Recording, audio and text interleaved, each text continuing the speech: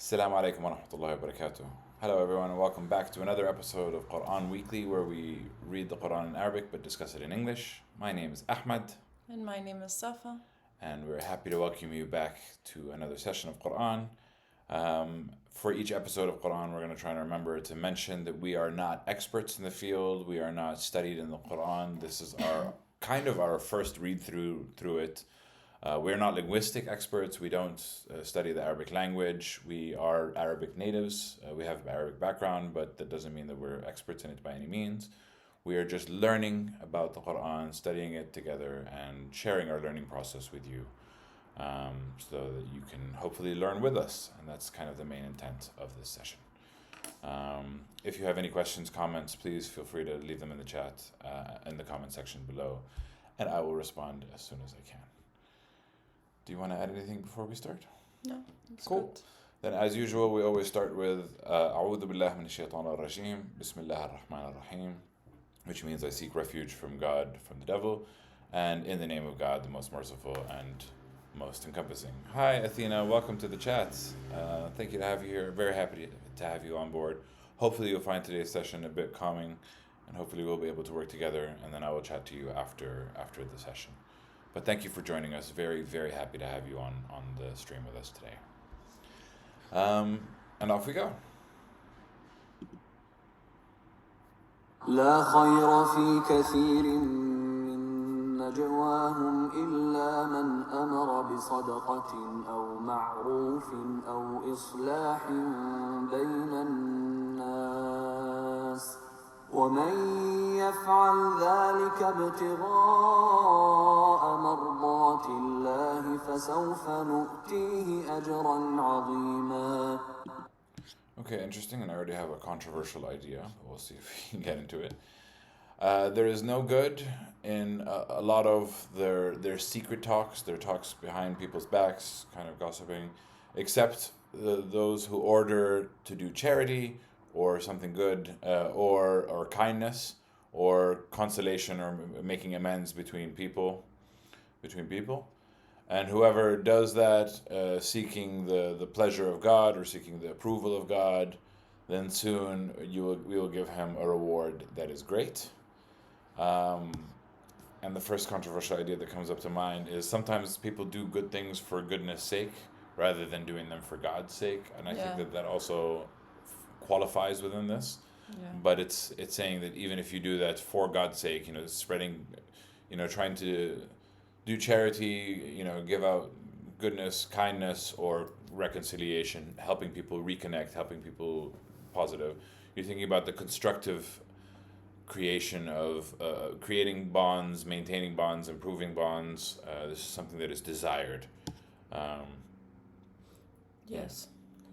And if we relate this to the previous verses we talked about, it was the story of the Tama who stole something. The thief. The thief, Yeah. yes. And if we relate it to the previous verses, then it might be talking about the people of Tama, who were Muslims at the time and who were saying that the Prophet should Punish the Jew instead punish the Jew and stand on the side of the Muslim, which is not correct, of course. So if we relate it to that, that means that they were talking a lot secretly behind their backs. behind the Prophet's back, for example. And here it says that there is no good in it, like they can gossip. And I find this very true, like people gossip all the time, and it's all good for nothing. And basically. even good people gossip. Even people who believe can gossip. So the previous verses told us you side with the Jew over the Muslim if the Jew is innocent and the Muslim is the one that is done wrong. And here it's talking about what is the gossip. Don't gossip. Don't ruin connections. Try to build connections. Try to do good charities and give kindness and reconciliation. Yes. ومن يشاقق الرسول من بعد ما تبين له الهدى ويتبع غير سبيل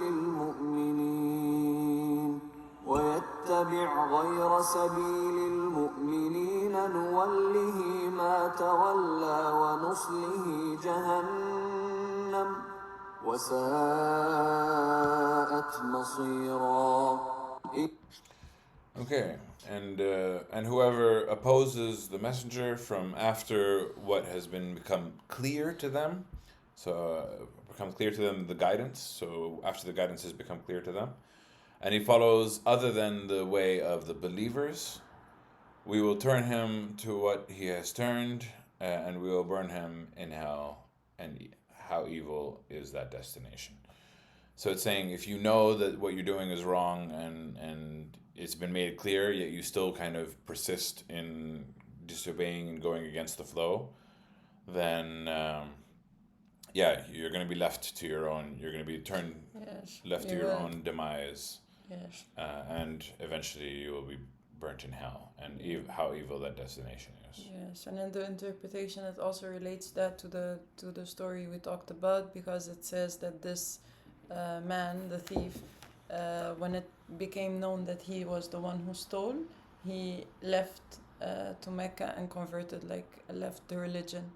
So then he opposed the prophet. So this is why it's saying whoever defies the messenger after he has seen the guidance, then this person ending will not be good, basically. Yeah. So don't give up on the guidance that you have received. Mm-hmm. إن الله لا يغفر أن يشرك به ويغفر ما دون ذلك لمن يشاء ومن يشرك بالله فقد ضل ضلالا بعيدا. And the main theme of the Quran that repeats time and time again, indeed God does not forgive that anyone associates partners with him, anyone associates somebody else with him, but he forgives other than that. So he forgives anything else for whoever he wills, and whoever associates partners with God, then surely he has lost the way, that is straying very far away. The big sin is, so here, following the previous verse, is that if we're talking about the thief that kind of left Islam and stopped believing in God and started believing in other things, that's kind of the big sin, and that's the one thing that you're not supposed to do. Yes, and I think we have seen a verse that gives the same message, which is that God can forgive any sins other than the big one, which is to associate somebody else with God, others with him. Yeah. السلام عليكم يا رحمة الله وبركاته. Hi Mo. Hi Mahab. Nice to have you. We have Mahab and we have Athena. We have all the lovelies in the house. We appreciate it. إن يدعون من دونه إلا إناثا وإن يدعون إلا شيطانا مريدا. Interesting.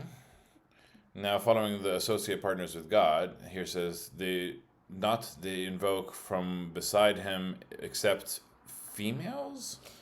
Yeah, and it says in the interpretation I read, it's because they also used to call, so there were like Awsan. I don't know how it's... Awsan. Yeah. Can you translate it to English? Because I don't know what's the literal translation for... Welcome to technology. Idols. Okay. Yeah, so in Mecca they had idols and they used to give them female names. So there was Alet, Izza, Manat. So these were like female names. Oh. So they worshipped idols with female names. Oh. And they used to call them also Inath. So it's not like actual females, but those were idols, but they gave them those names. So here's an interesting fun fact. I was reading about the changes of worship and the gods that, the pagan gods, and it seemed to be that at a certain time people used to believe that the female was the divine and the female was the process, and it was like the Isis of the time. So this is also back in ancient Egypt times, and then there was a transition from Isis to Horus, I think. So from a female god, that they used to think that the moon was what caused fertility, because when the moon comes to full and comes down, there was a kind of cycle that happens with it. And then they started worshiping the sun, which was a bit more the male-dominated version. So this must have been during the female-dominated era of gods and goddesses, so to speak. Yeah. But anyway, they invoke from besides him except the female deities, and not invoking. They weren't invoking except the shaitan, which is the devil, that is rebellious. Yeah. So it basically says it's like they think that they are praying for, or they are worshipping these idols, but they are actually worshipping the devil in a way. Yeah. Because they are misguided. Yeah, which I think it's kind of interesting to see that the devil takes different forms. Yeah. And different deities. It depends on the specific time, whether it's females, whether it's idols, whether it's money these days. Definitely capitalism is a form of devil worship in some sense. Obviously, I don't think that capitalism is wrong in and of itself. Competition and healthy drive can be good, but obsession and worship of money can be devilish. Like when you think that money is all that matters and you kind of lose the human value, that's when it becomes too much, too bad. Yeah, it becomes, everything in life becomes about money. That's the bad side of it, I think. Yeah. لعنه الله وقال لأتخذن من عبادك نصيبا مفروضا. Yeah, so continuing of the devil, Shaitan, who was cursed by God, and he said, I will surely take from your slaves a portion that is appointed. Yeah. So this is the challenge, the cream, the ever-eternal battle between good and evil is an internal one, and the devil is trying to always get us and make us focus on the wrong things. Yeah, follow him. Follow him. Yeah, so it says at the beginning that the devil was cursed by Allah. Yeah. And then he said, I will take your servants. I will take a number of your servants as followers for me. So yeah, like you said, like the eternal battle. The eternal battle between good and evil isn't good people versus evil people. It's the good and evil within each individual. So we can get philosophically. Yeah. But let's just move on. ولأضلنهم ولأمنينهم ولآمرنهم فليبتكن آذان الأنعام ولآمرنهم فليغيرن خلق الله ومن يتخذ الشيطان وليا فقد خسر خسرانا مبينا. Okay, this is also a controversial topic, and I'll get into it a little bit. But it's talking about the what the devil is doing. He's saying, I will surely mislead them and arouse desires in them, and I will order them. Yeah, desires in them, in this part that he will give like false wishes. So and in the interpretation, because I found this very interesting, that for example people think that there is no paradise or hell, or that this is all there is, or that for example like money is everything. So they put this all under the false wishes, like that the devil seems make it seem realistic. And so they will cut off the ears of the cattle. Yeah, and this one, there's a story behind it, because it was mentioned that at that time they used to cut off the ears of the cattle, and then they say that this means that the cattle is like to be sacrificed to the gods, for example. So what here it means that this is also from the devil, that the devil was commanding them to do them to cut off their ears, and then say that this way these are for their idols or for their gods or whatever.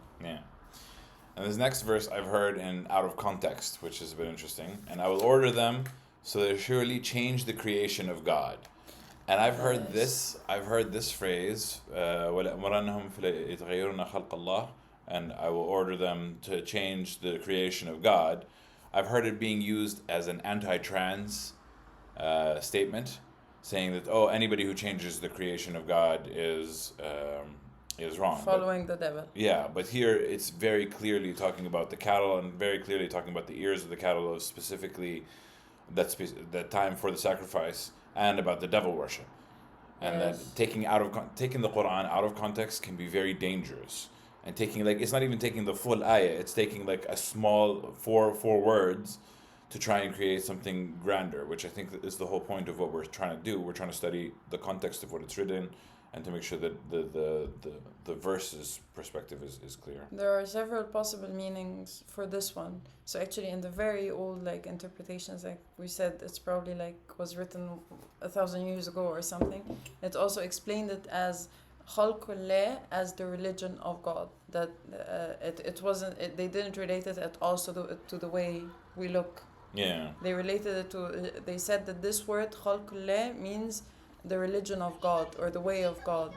That the devil will order people to change life or the religion or the way we should live to something different. Yeah. And then of course I understand that there are some other people who makes it look like changing the way we look physically, and they use that not only for trans people, I think also for women with plastic surgery or whatever. So it's but I don't think that this is what it really means. Yeah, and if we follow the full sentence, then here they're talking about it can return on the cattle, actually. Yeah, yes. Specifically the cattle, and order them to change the creation of God.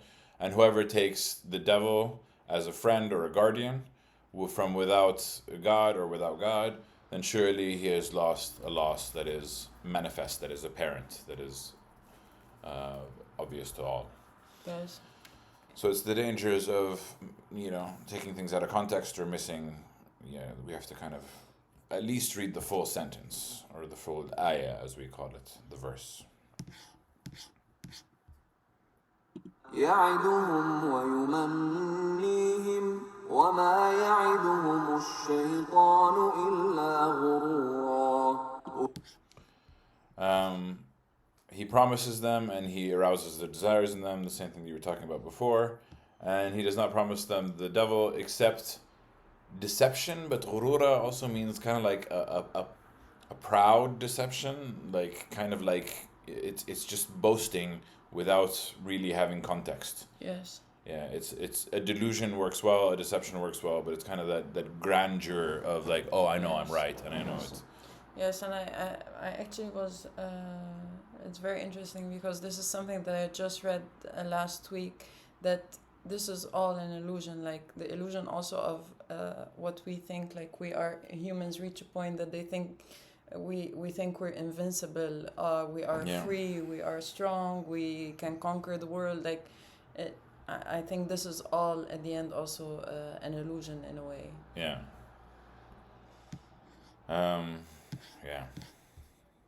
أولئك مأواهم جهنم ولا يجدون عنها محيصا. So continuing, the people who have been promised by the devil and have been deceived by the devil,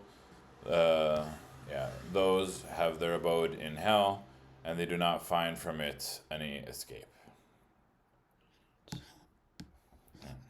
Pretty clear. Yeah. والذين آمنوا وعملوا الصالحات سندخلهم جنات تجري من تحتها الأنهار خالدين فيها أبدا وعد الله حقا ومن أصدق من الله قيلا. And those who believed and do righteous deeds, we will admit them into the gardens that flow from beneath it, the rivers. This is something that we have seen quite a lot reference. Whenever there's punishment or hell reference, there's always heaven following it after it. And they are abiding immortal in it forever. A promise from God is truth, and who is truer than God in statement. Like you said, most of the time when you see verses talking about hell and like the bad outcome for people, then afterwards comes a verse talking about heaven, and on the other side, what will happen to people who do good. And I think the challenge is that here it mentions the promise of God is the truth. And I think that this is actually the challenge, is to believe that this is the truth. Yeah. Because mostly people in this world, it's very hard sometimes to imagine that there is a heaven and there is a hell and how it will actually be like. Yeah. And here it's like a very simple explanation of it, but then I think, the challenge is to really take these words and believe it. Yeah. Like that the promise of God is the truth, that this is the truth. So here's where I'm going to get a little bit weird, but there's a point to it. It's like the word of the Quran that we're studying is remarkable and is very difficult to be reproduced by man, and it stood the test of time. So it is something marvelous. It is something, whatever it is, amazing.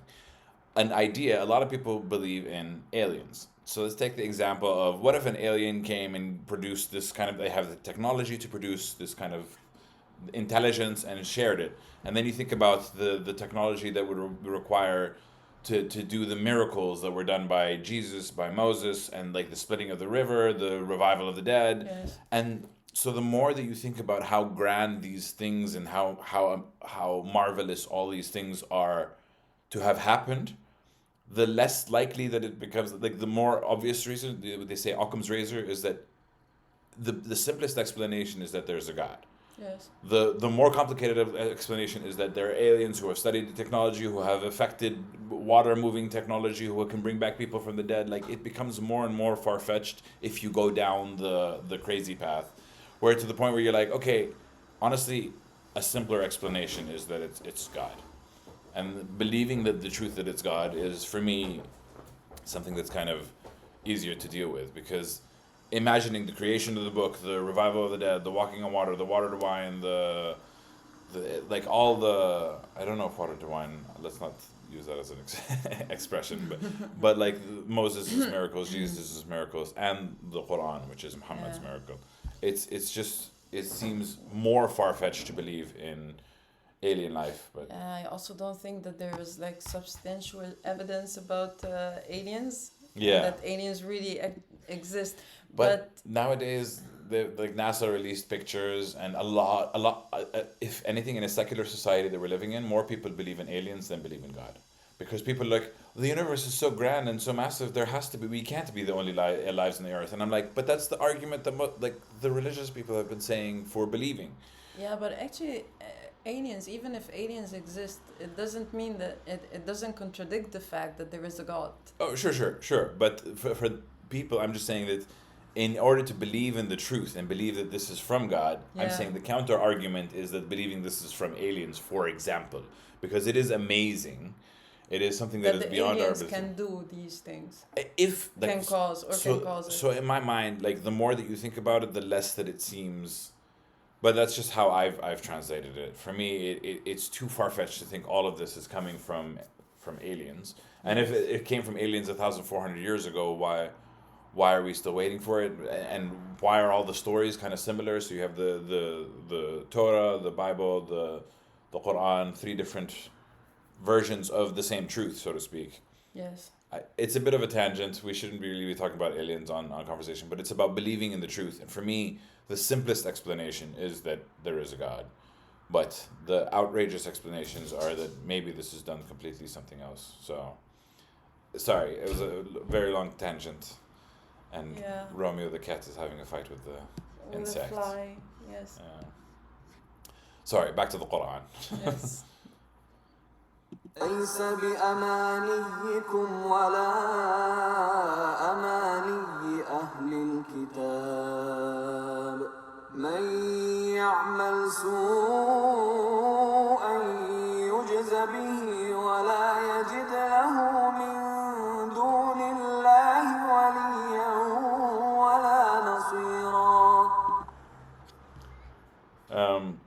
It's not by your desires or wala amani, or by my desires, or the desires of the people of the book. So I think it means like it's not by your desires to the people who believe in this book, in the Quran, or the desires of the people of the book, who are the Christians and Jews. Yeah. Yes.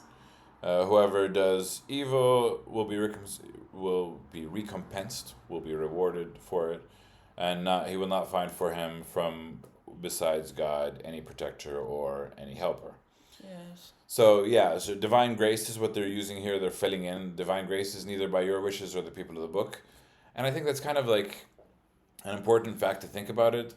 People say that people believe because it's easier for them to believe, because it's like believing requires hard work and dedication and believing something grounded in yourself and doing good and being a good person and actually working on yourself and challenging yourself in the most profound of ways. It's not out of desire. It's not like, oh, I want to have an easy life, so I'm gonna follow these rules. Yes. Like nobody's entering religion because of desire. We're entering religion because of belief. We're entering religion because of trying to be better, trying to do better, trying to have better. Like, it is in a way you have better lives, but that's because you're doing the work. It's not because you're following your baser instincts. No animal wants to study Quran. Like, you don't see this. Like, the reason why humans and animals are different is that we have reason, we have logic, and we have a way to kind of overcome it. And it's not you're just following your desires to read the book. You really have to not follow your desires in order to follow the book. It's the exact antithesis of it. ومن يعمل من الصالحات من ذكر أو أنثى وهو مؤمن فأولئك يدخلون الجنة ولا يظلمون نقيرا. And whoever, I was about to start reading it in Arabic, وَمَنْ يَعْمَلْ. Sorry. And whoever does of righteous deeds and good deeds from the males or the females, and he is a believer, then those are the ones who enter paradise, and they will not be wronged, not even a speck on a date of seed. Now again, controversy, because obviously we're talking about sex, we're not talking about gender. So there's a difference. Sex is, I guess, what you're born with. Gender is your state of identity. So male or female is very simply the biological sense of the word. I think this will never change. Yeah. Like, whatever arguments are going on in the world about the genders and how you identify and everything, there will always be a male and a female. Yeah. And it exists in all creatures. I think here it just... a question from Wahab was saying, what about others? But this is what we're talking about. This is biological sex, not gender. Gender is an identity structure, construct. It's about how you identify, how you see yourself, how you operate. Sex is about the biology, the chromosomes. Yeah. So I think there's always like a male and a female.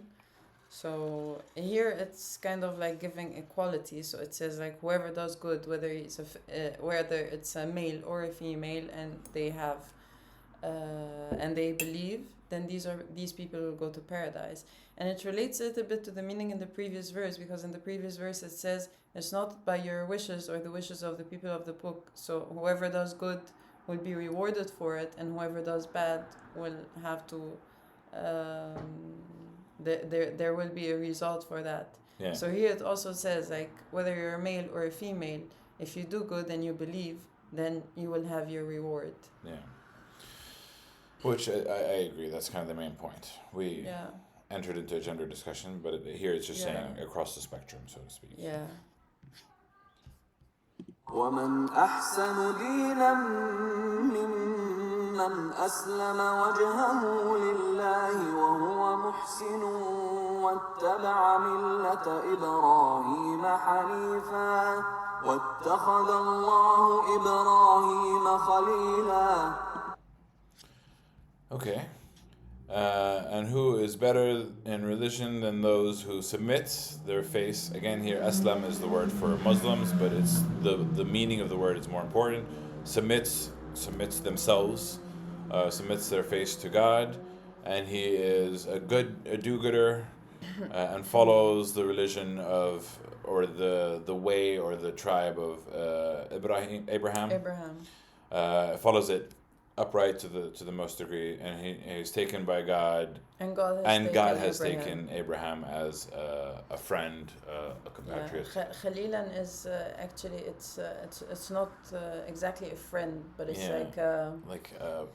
kind of like a chosen family tribe person, like it's a mate. But it's like it's a part of your pack, so to speak. Yes. I think here, like what I read is that this honors Abraham and gives him like a very high status. That it says that God has taken Abraham as his friend or his tribe or his mate, and then from Abraham, of course, comes all three religions and messengers.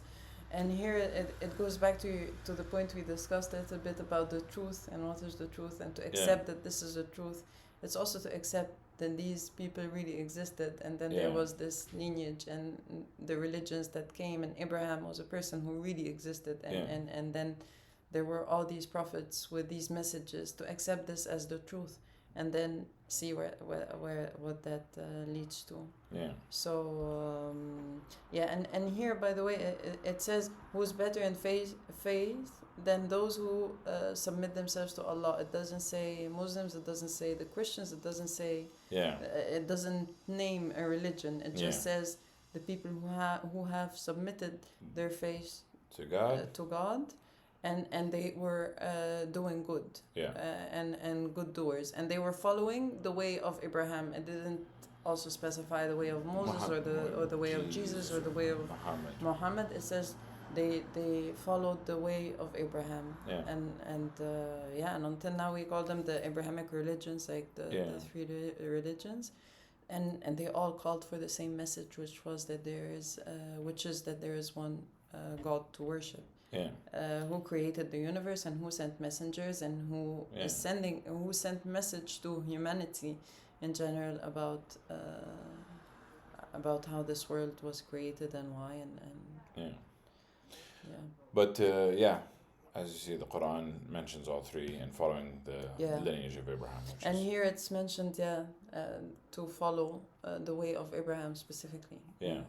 Not to follow Muhammad specifically. But of course you need to follow Muhammad. But I mean, in this verse, it's like Muhammad is a part of the religion of Abraham. I think it's very significant that here it mentions follow the way of Abraham, and that God has taken Abraham as his close friend, or whatever, how we translate, like Khalil is like close friend or mate or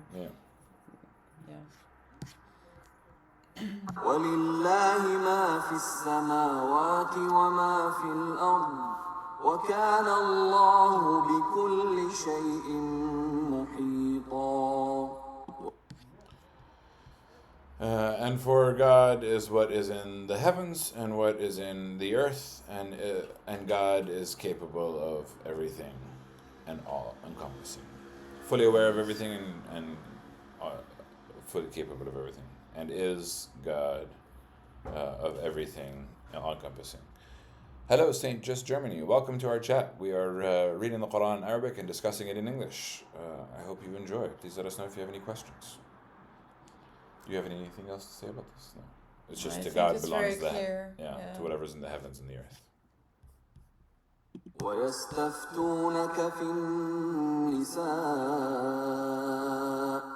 قل الله يفتيكم فيهن وما يتلى عليكم في الكتاب في يتامى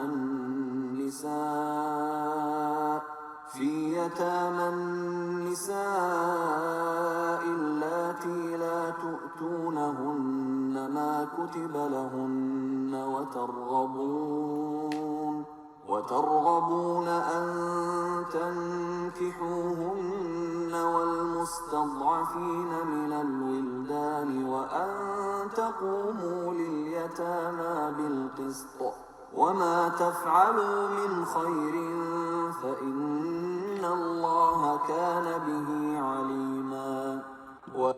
Okay. So they ask you, or they seek your ruling, and here we understand it's the Prophet, the Messenger Muhammad, concerning the women. Say that God has given you the ruling about them, and what has been recited to you in the book concerning the orphans of girls or women? Of women, yeah. Women, and there are many possible meanings for this one. So some people really understood it as the orphan women, like women who are orphans, because we talked about it also in the verse we discussed before about marriage and how many women a man can marry. And some people explained it as women who didn't get married, who are single until like late in life, and were not given, because also marriage is related to some financial support, as we mentioned before. So they didn't get their dowry, and they didn't get this the financial support that they get from marriage. And so I think these are the two possible explanations. It's either the literal meaning, like orphan women, like the women who are really orphan, or the women who didn't get married, or the women who lost their husbands at war. It can be the women also who lost their husbands and single. Still, it will be or like a single. Or their fathers as well, kind of. Yes. Yeah. So, I think the meaning is women who are not supported by a man, because it's either the because also at that time, and we saw it in the previous verses, women were supported by men in many different aspects of life. So so here it says, and if we continue, it says orphan women whom you don't give what is ordained for them. So it can be understood as marriage, or it can be understood as the money that is given for marriage. So these women were not given what they should get. Owed. Yes, what they're owed. And you desire to marry them. Yeah. And the ones who are weak from the children. Yes. And to stand for the orphans with justice. So the command is to do what was written for you in the Quran, which is the previous verses that we talked about, and to do justice with them. And whatever you do of good, then indeed God is of everything all-knowing. Yeah, and the reason that's mentioned for this verse is that a lot of people were going to the messenger, to the prophet, and asking him about women. What should we do about women? And it relates to the verses that we discussed before, and I think this chapter overall discusses a lot of topics about women. Yeah. So the message is that God is giving you how you should act with women or orphans or weak people, and that you be just. Do it with justice. Do it with justice, yes. Yeah. وإن امرأة خافت من بعلها نشوزا أو إعراضا فلا جناح عليهما أن يصلحا بينهما صلحا والصلح خير وأحضرت الأنفس الشح وإن تحسنوا وتتقوا فإن الله كان بما تعملون خبيرا. We have somebody that's promoting. Let's not read that. Okay.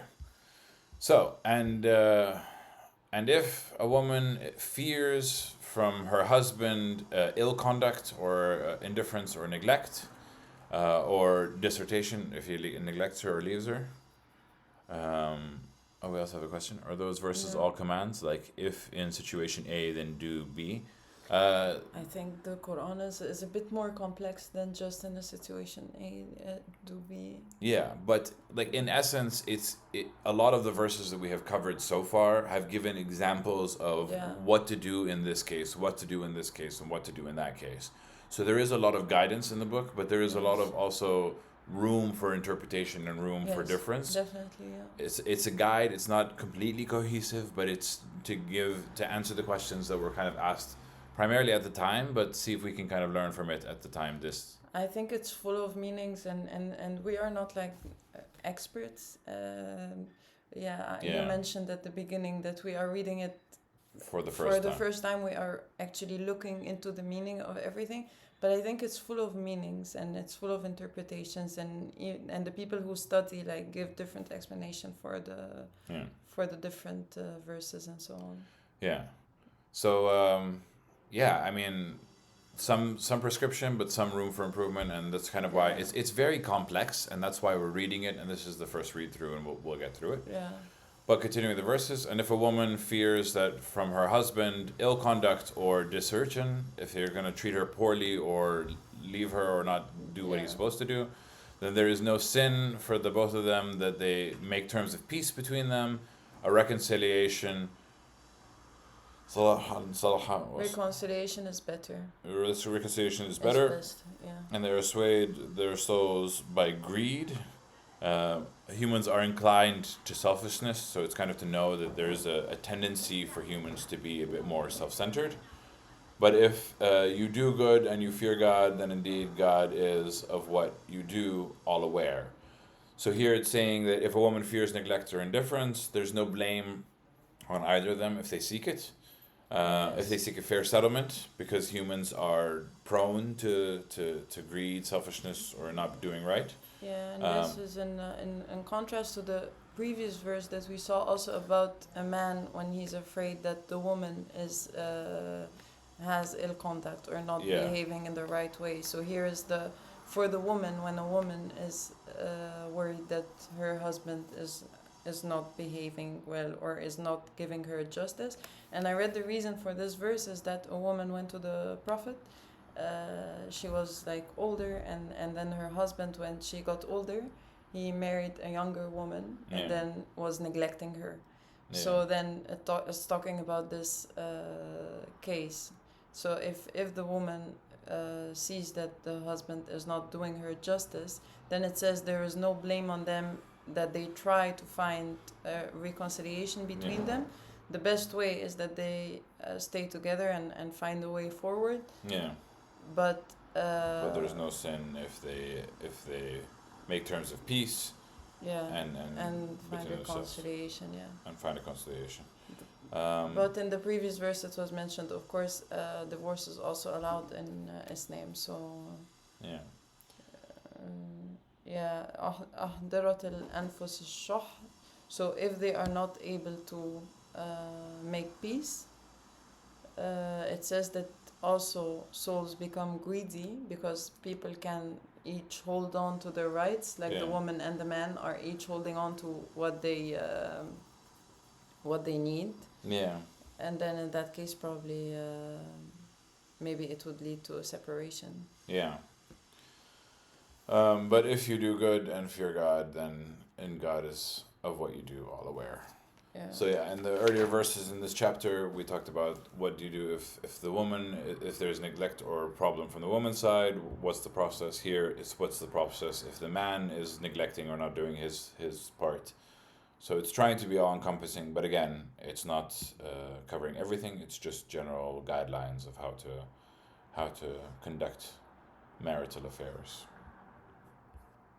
ولن تستطيعوا أن تعدلوا بين النساء ولو حرصتم فلا تميلوا كل الميل فتذروها كالمعلقة وإن تصلحوا وتتقوا فإن الله كان غفورا رحيما.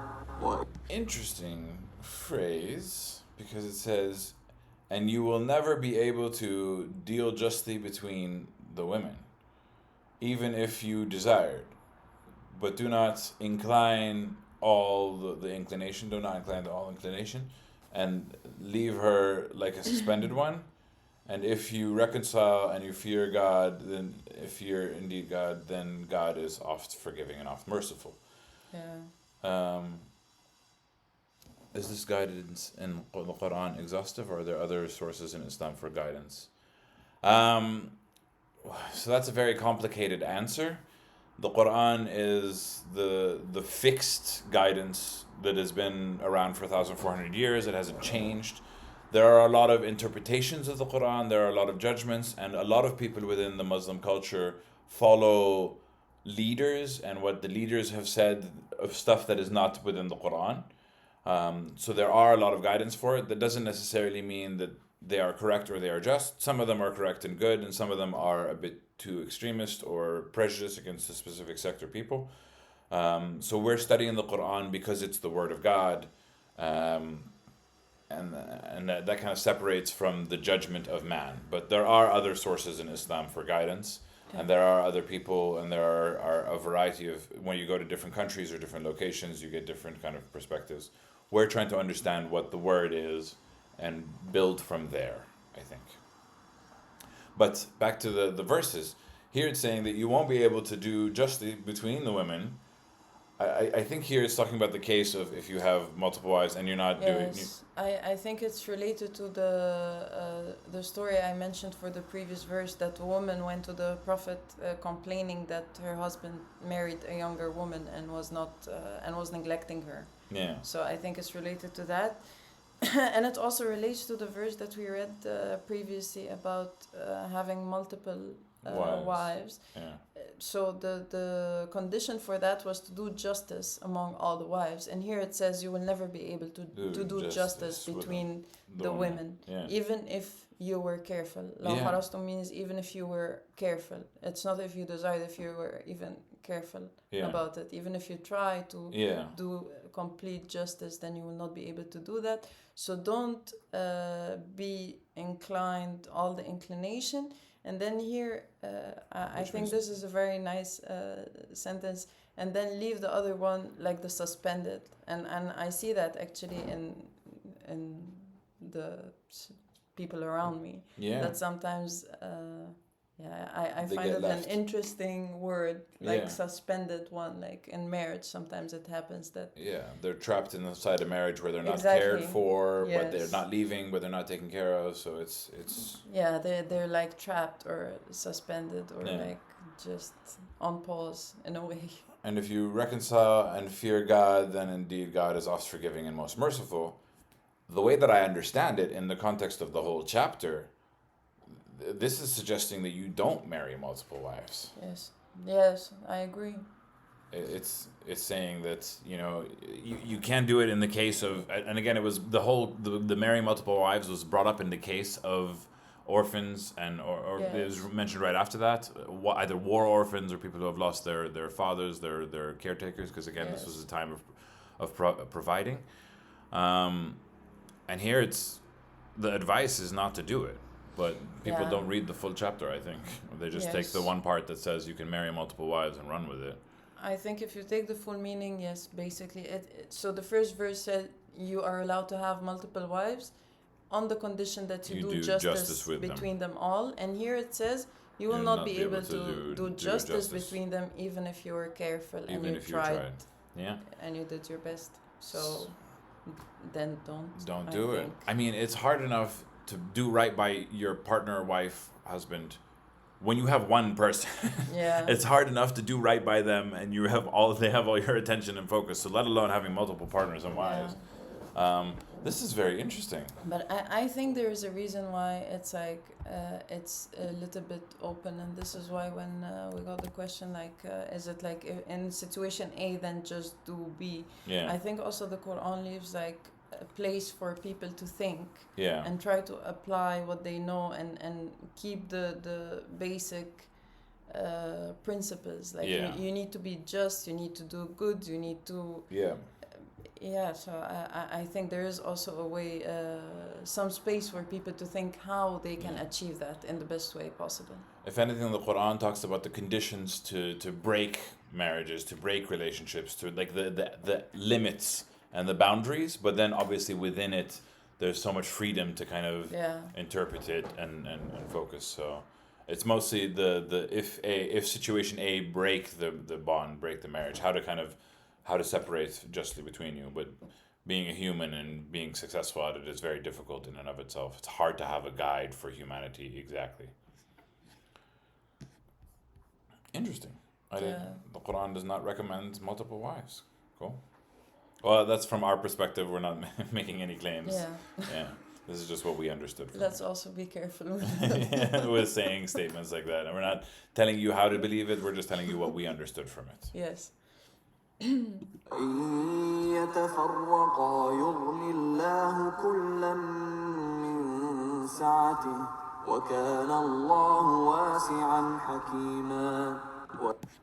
here it's saying, and if they separate, God will enrich each of them from his abundance, and indeed God is all-encompassing and all-wise. Here, this is kind of saying that if you do end up having divorce, if you do end up separating, God will still take care of you in his own way, because God has an abundance at pleasure. Don't think that your everything is tied to this one person and that you have to stay with this person to survive and have a good life. You can have a good life outside of it. Yes. Yeah. وَلِلَّهِ مَا فِي السَّمَاوَاتِ وَمَا فِي الْأَرْضِ وَلَقَدْ وَصَّيْنَا الَّذِينَ أُوتُوا الْكِتَابَ مِنْ قَبْلِكُمْ وَإِيَّاكُمْ أَنِ اتَّقُوا اللَّهَ وَإِن تَكْفُرُوا فَإِنَّ لِلَّهِ مَا فِي السَّمَاوَاتِ وَمَا فِي الْأَرْضِ وَكَانَ اللَّهُ غَنِيًّا حَمِيدًا. Okay. And for God is what is ever in the heavens and what is in the earth. And surely we have instructed those who were given the book from before you. So and we know this refers, of course, to Jews and Christians. Jews and Christians, because they both have the book, the Bible, and the Torah. And yourselves, and obviously the Muslims that received this book as well. And that you fear God. But if you disbelieve, then indeed God is for whatever. But if you disbelieve, also know that even if you don't believe, also know that God has whatever's in the heavens and whatever's in the earth, and God is free of need and praiseworthy. So it's both like a blessing, God has everything in the heavens and the earth, but also like if you disbelieve, God has everything in the heavens and the earth. Kind of a very important point. Another comment, someone who has never read the Quran, could he or she live a life intuitively in the spirit of Islam, or do you have to read it if you want to align with Islam?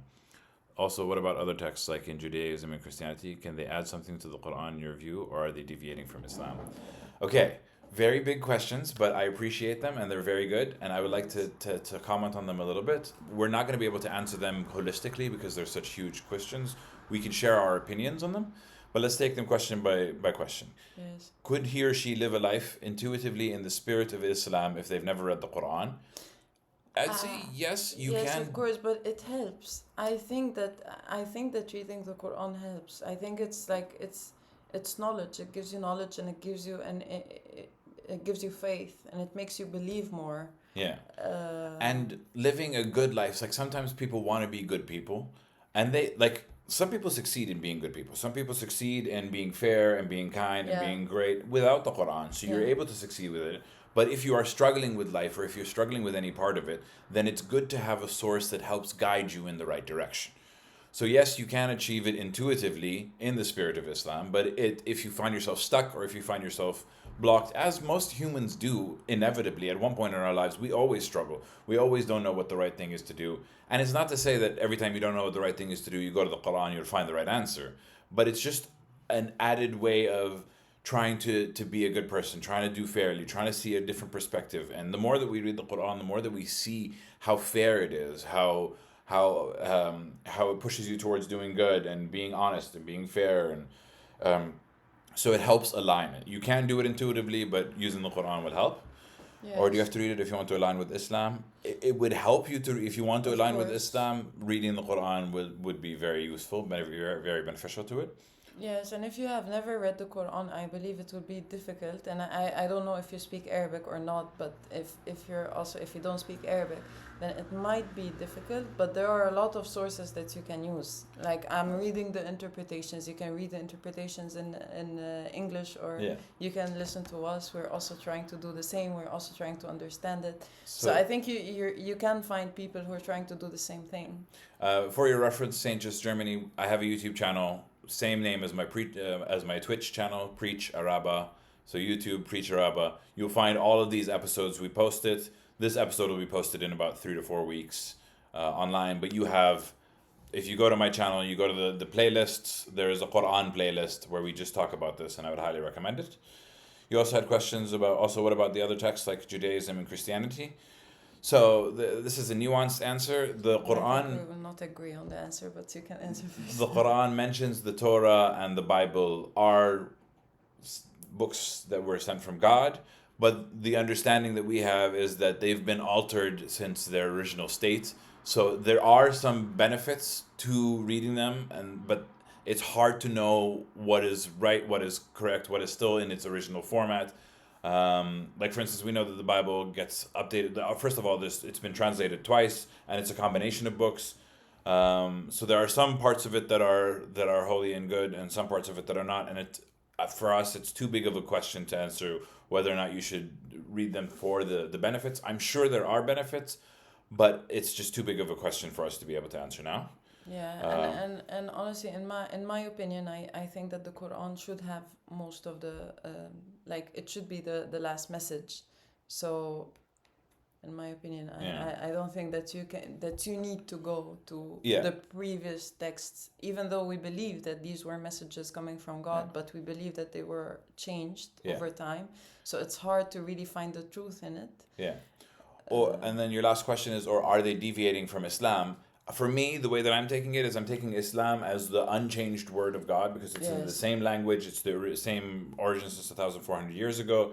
And then I use that as a cross-reference with the Bible and the Torah, and anything that kind of disagrees with the Bible. Like the big disagreement between the Christians and the Muslims is that Jesus was God, even though the Bible doesn't say Jesus is God.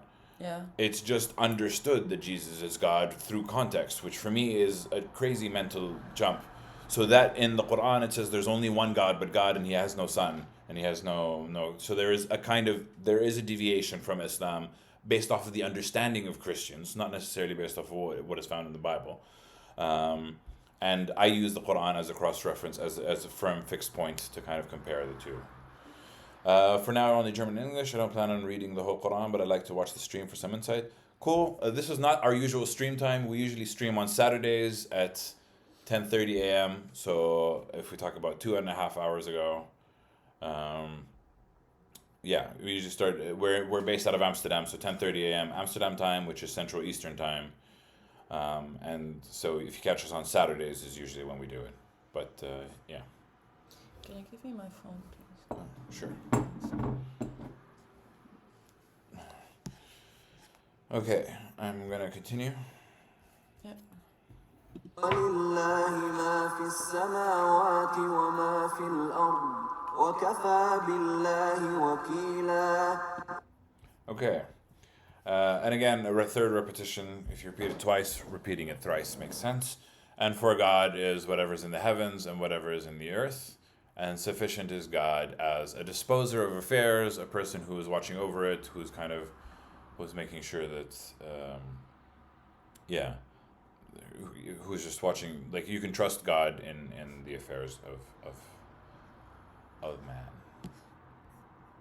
إن يشأ يذهبكم أيها الناس ويأت بآخرين وكان الله على ذلك قديرا. And here it kind of talks about the rise and fall of empires. If God wills, he'll take you away, O people, and he'll bring others. And indeed, God is over that all-powerful. Yeah, and the first thing that came to my mind when I read this was about the pharaohs, of course. Yeah. Because I'm Egyptian, so Yeah. this was the first thing that came to mind. Because always people like wonder how they did all of that and then they just vanished. Yeah. And then you can kind of see civilizations come and go. Rome rises and falls. The pharaohs rise and fall. The rise and fall of America. But let's not get too controversial. من كان يريد ثواب الدنيا فعند الله ثواب الدنيا والآخرة وكان الله سميعا بصيرا.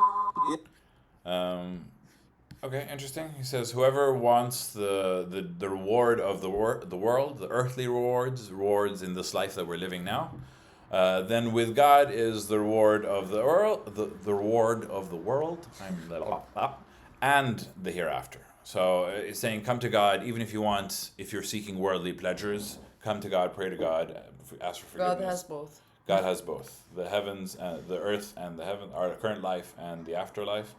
And indeed, God is all hearing and all seeing. Yeah. يا أيها الذين آمنوا كونوا قوامين بالقسط شهداء لله ولو على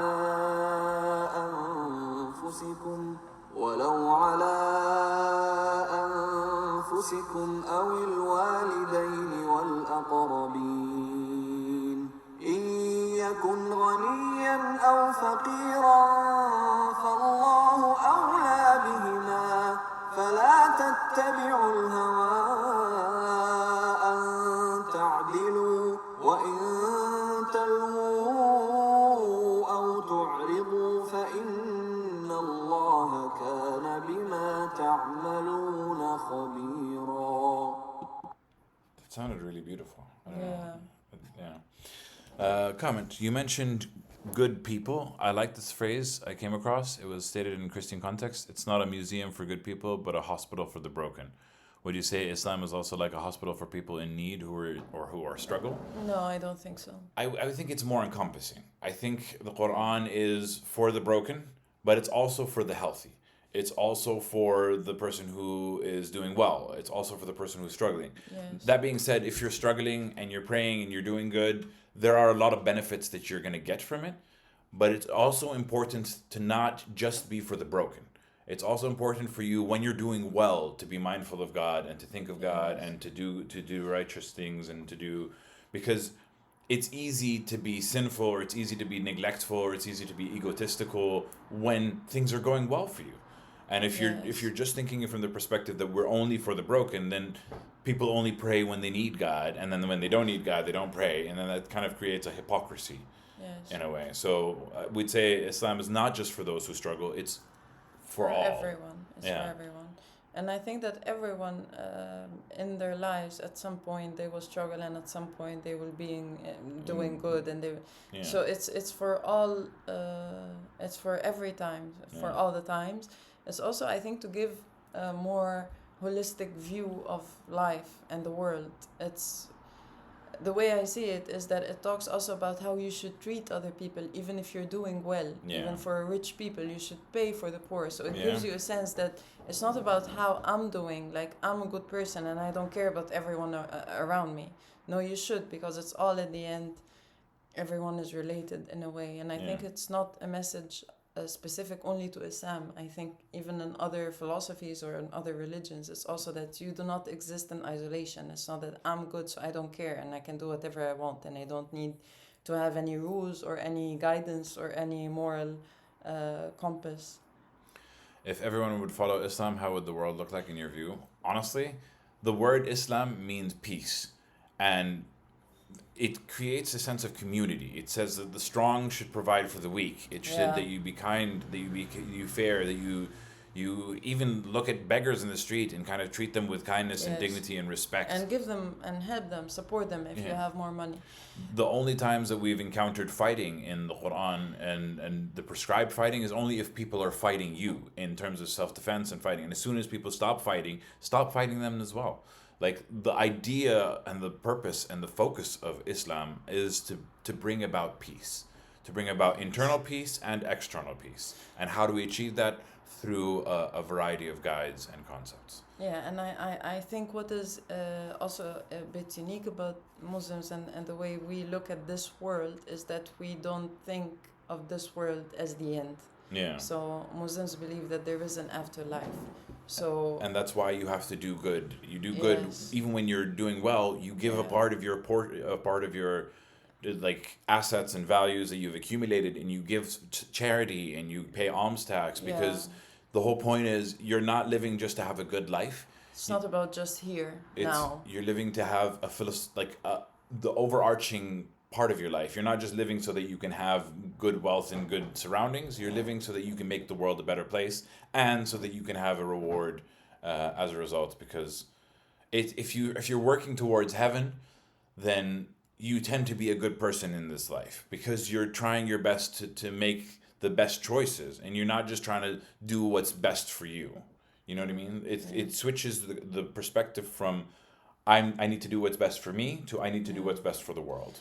But I see now that the question is actually, if everyone would follow Islam, how would the world look like, in your opinion? Yeah, peace. Because everyone would be giving to charities, would be taking care of each other, would be taking care of strangers, travelers, being kind, not fighting unless you're being fought.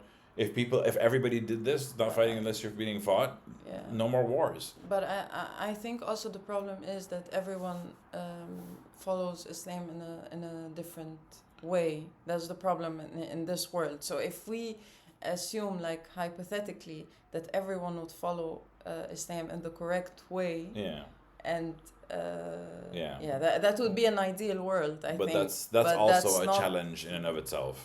How do we do it? But I think that's very difficult to achieve. Yeah. Back to the verses. O ye of those who believe, be custodians, or be stand firm. I like that. Of justice, and witnesses to God, even if it's against yourselves. Be fair and be just, even if it's against yourself. I have an example of that. I was at the Albert Heijn at the free checkout counter, and I was paying for the food, and I scanned all my items, and then I ate it, and then there was like a croissant and stuff. Someone had left a croissant and stuff right in front of me. And technically, I scanned all my items and I paid for my items, so they weren't even going to come check. And I could have just grabbed the croissant and moved, because, that's when you just take it out. I could have gotten a free croissant. Yeah. And at first I was like, do I grab, because it's just, but you have to kind of also be hard on yourself and make sure that you're, I did not take the croissant, just FYI, I left it. It was like something stupid, but it was like one of those kind of, it would have been just easy for me to kind of take it. But the point is, the Quran's also asking you to be witnesses, even if it's against yourselves. And to the parents and to the relatives, be fair to them. If they be rich or they be poor, then for God is nearer to them, to the both of them. So do not follow the desire to deviate and to distort, or to refrain. So always follow kindness to your rich or your poor relatives. Be kind with them and be fair. Indeed, God is of what you do all aware. Yeah. Yeah, and it's hard to be good in those pockets where you can get away with it. You know that you can get away with it. You know that nobody's going to punish you, but it's to be specifically just in those moments. Yeah. And in the last part, I wanted to add something, because it's talking specifically about giving testimony. So the first part is to be witness on yourself, and the second part is about giving testimony about something.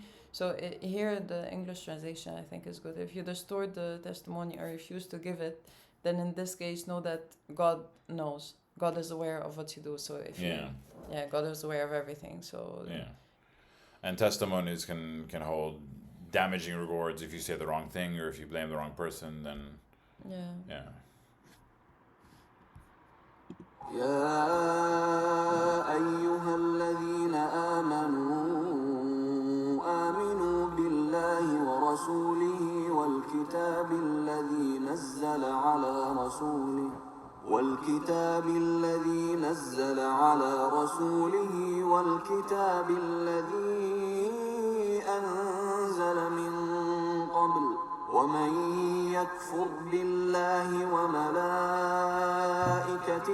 وكتبه ورسله واليوم الآخر فقد ضل ضلالا بعيدا. Well, we have a mention here. This is what you're asking about. What about the other scriptures? And here it kind of talks about them.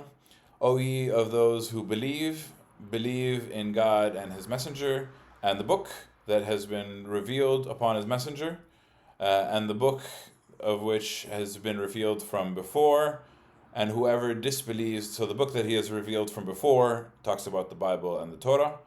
And whoever disbelieves in God and His angels and His books and His messengers and the day that is last, then he surely has lost his way and is strayed far, far away. Yeah. So here it is mentioning that you should follow the book and follow what was brought down before, and His messengers. But also in previous verses of the Quran does mention that. For example, when reference to the Jews, that they should have followed what was brought down to them, not what they believe as a result of that. So there is some kind of contention between what was brought down before. إن الذين آمنوا ثم كفروا ثم آمنوا ثم كفروا ثم ازدادوا كفرا لم يكن الله ليغفر لهم ولا ليهديهم سبيلا. Indeed, those who believed, then disbelieved, then believed again, then disbelieved again, then they increased in disbelief. They will not find, God will not forgive them and not guide them to the right way.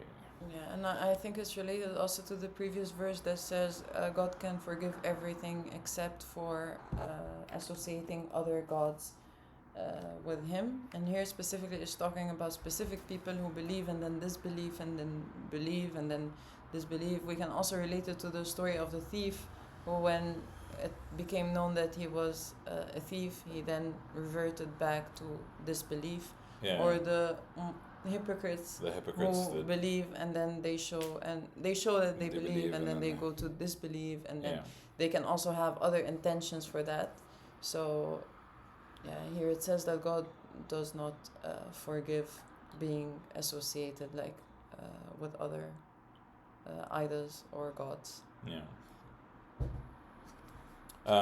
It's also scary for me because I'm like, what if I at some point in my life disbelieve again? And in another verse it says something that you need to repent before you die. I think it was mentioned somewhere. That at some point,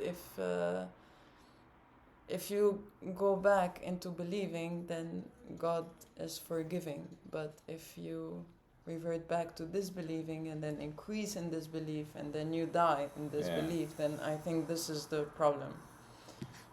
Here. بشر المنافقين بأن لهم عذابا أليما. Mention the Munafiqeen and they show up. Because I think it is related to the previous verse in a way. Give tidings to the hypocrites, the Munafiqeen. This is something a consistent theme that we see, the people who say that they believe but they don't believe, that for them is a punishment that is painful. And I think because especially for the hypocrites, I think that they had other intentions and they were doing that to fool the believers and then fool their own people and then show that they believe and that they don't believe. And there is another question. You mentioned peace on earth and the afterlife rewards you can work towards. I think they are concepts I've heard from other religions as well. Can you repeat what's the unique part of the Islamic approach for you? They are concepts from other religion, because we do believe that Judaism and Christianity are also messages that came from God, and it's the same message. That you need to have peace on earth and that there is an afterlife and there is a heaven and a hell. So the Quran mentions Jesus, the Quran mentions Moses. Moses, yes. So it mentions the prophets and messengers that came to those times and those people and the messages that they carried. And they're all telling the same story. Yeah. But the Quran was just the third part of the story, the final part. And again, the idea is that all three of them are supposed to be one. They're all the religions of the one true God, and they're all from the same direction. Yeah. So when it comes to heaven and hell, there's not that much. We don't think there is something that's difference. Unique. All three religions believe do good, get into heaven. That we also fell from heaven. The story of Adam and Eve is also found in the Quran. It's also similar. It's all the same story. But thank you for your question. And I think this is actually, it makes you believe more that this is true. Yeah. Because it's not a separate message. It's not a different message. It's like it came in phases, let's say. Yeah. But it's the same message at the end, that there's one God, there's an afterlife. Yeah. There's heaven and hell. And yeah. الذين يتخذون الكافرين أولياء من دون المؤمنين أيبتغون عندهم العزة فإن العزة لله جميعا. Okay, continuing the Munafiqeen, the hypocrites.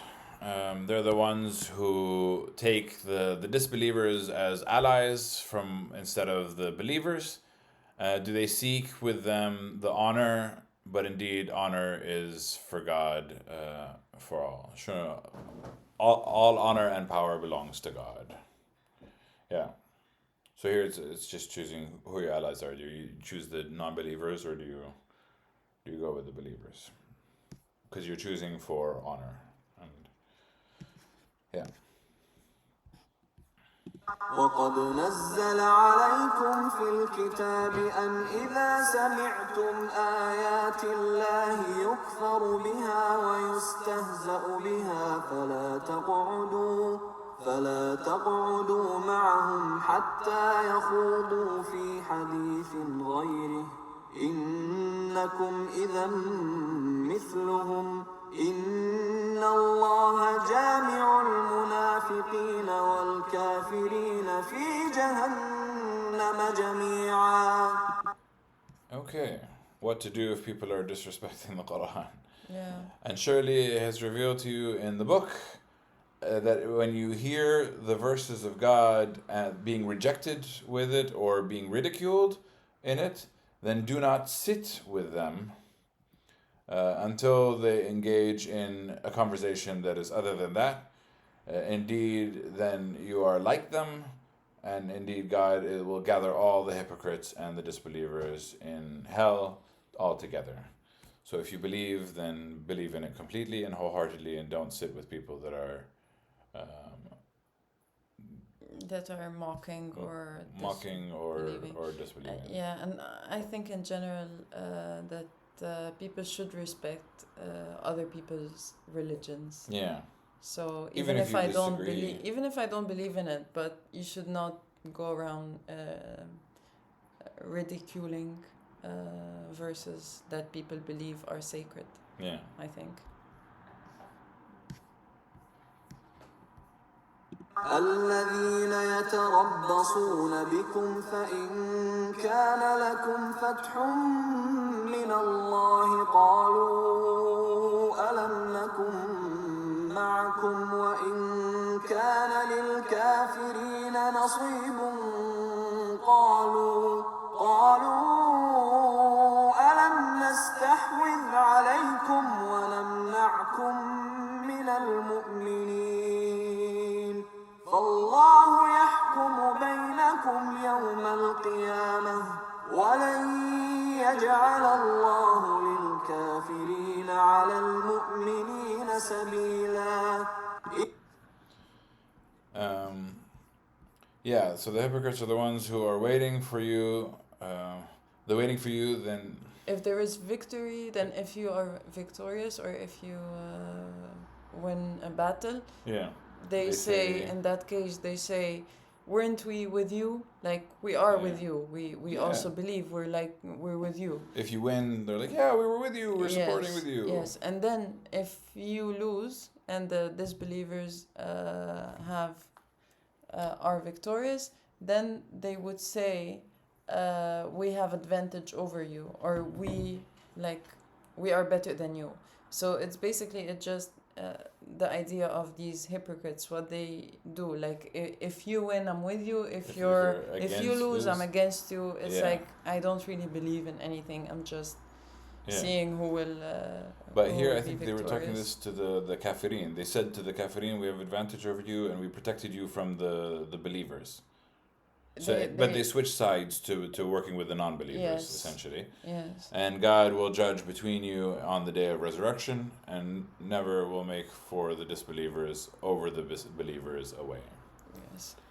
Good wins over evil.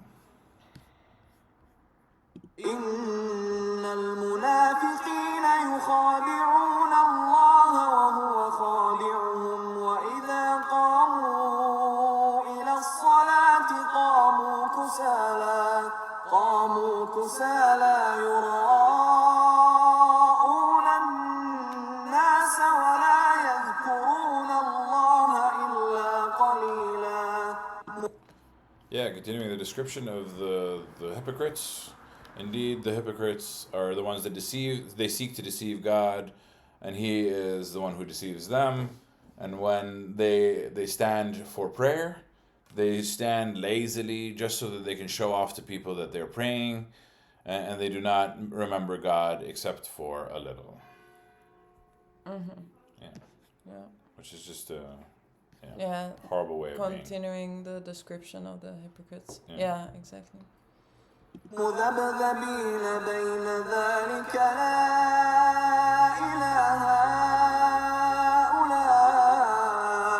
ولا إلى هؤلاء ومن يضلل الله فلن تجد له سبيلا. Okay. They're wavering between that and not to those people, and not to those people. Wavering between faith and disbelief. Yeah. And whoever has been led astray by God, then you will not find for them a way.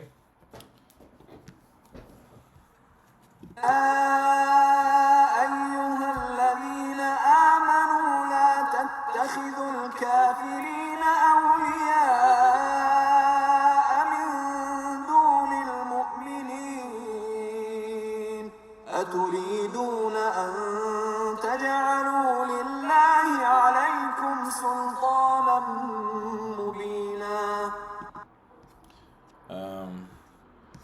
All these of you who believe, do not take the disbelievers as allies instead of the believers. A repetition.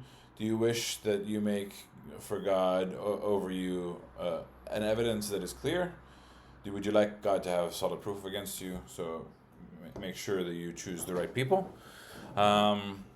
And this is something that we've kind of seen before and in repetition, but the beauty about this is that if you're picking up an episode randomly, for you this is new information.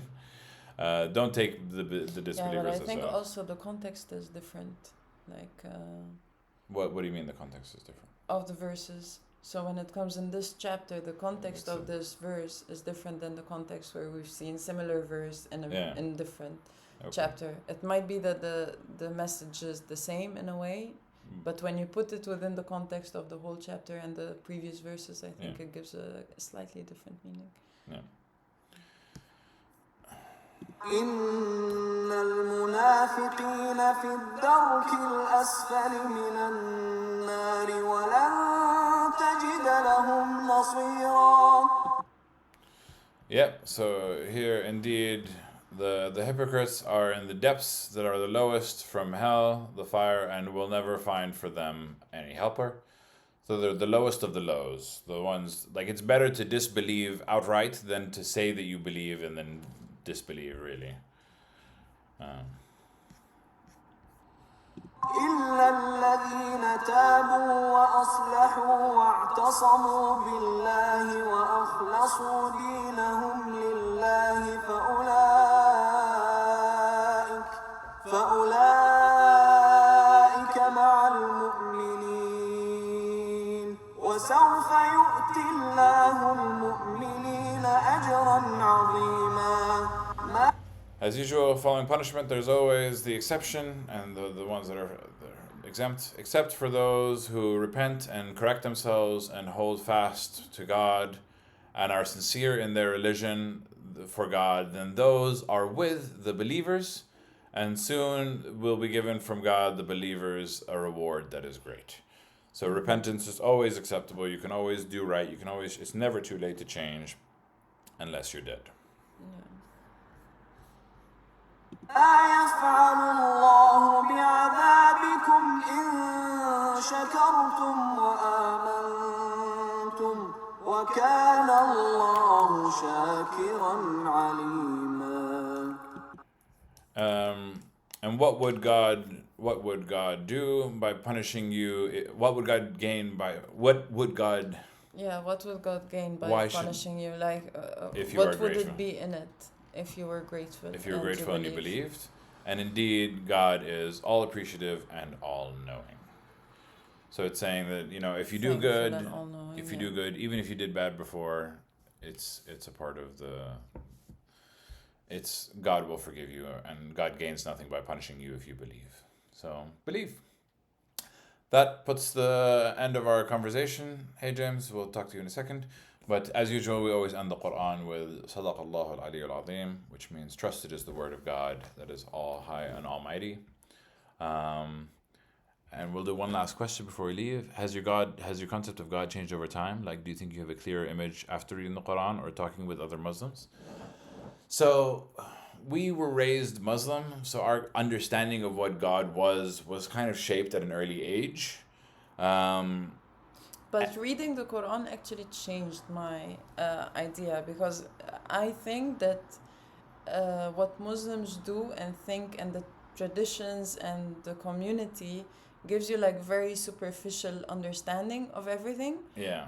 And then when you actually read for yourself and you research and you try to understand it yourself, then you get your own, I think it's different. Insights, yeah. It's different. Yeah. And there's a lot of, there's a reason why a lot of people have a lot of hate towards Islam in certain countries that are denying rights, that are denying people access to their basic needs, and being prejudiced against women or being prejudiced against minorities.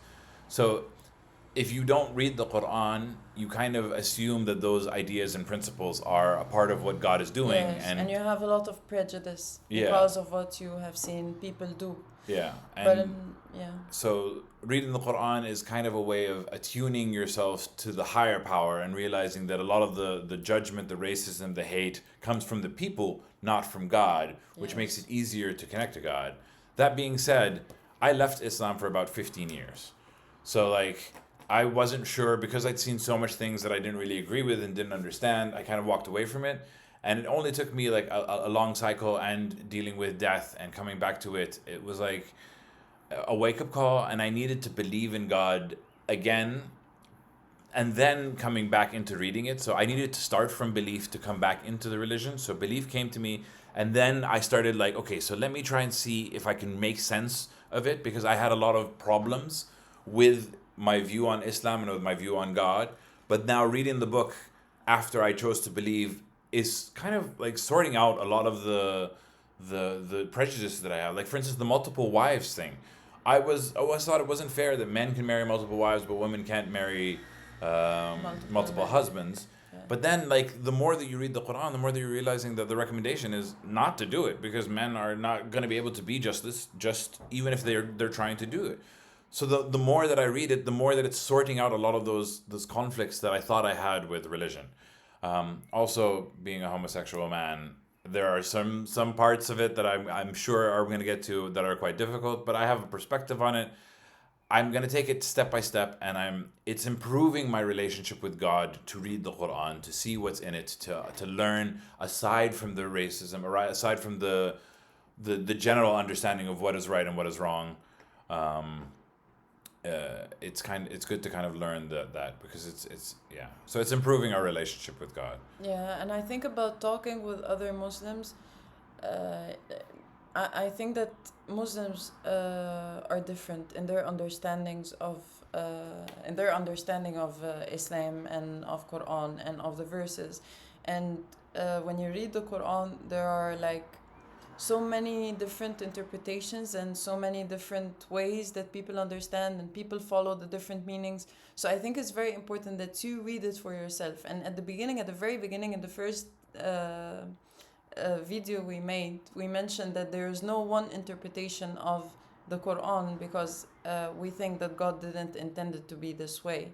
If there was supposed to be one single explanation that is right for the Quran, then the Prophet probably would have done it himself. But then he didn't. And then there are all the different explanations and all the different interpretations. So I think also that relates to your image of God and your image of the world and the afterlife and everything. I think it's very personal, and you need to develop it yourself and see who you agree with and who you do not agree with. Like when I read the different interpretations, I started now to know I like the interpretation of these specific people. So reading it is going to help you sort it out. And we'll end on this last question. So I believe in the highest power, call it God, love, or whatever. Is that a sufficient starting point for Islam? Yes. Yeah. It's a very sufficient starting point for Islam. I highly recommend that it's a beautiful place to start with. Thinking that there's a higher power, thinking that there's a source, and then trying to figure out what does it mean, what is it trying to do, and that's what the study of the Quran is. You need to have that belief. So thank you for joining us today. This has been super lovely. Yeah, thank you so much. Yeah. We appreciate that. And thank you to all the YouTube people. We'll catch you next week on the next channel. مع السلامة. Take care. السلام عليكم. Bye. Bye.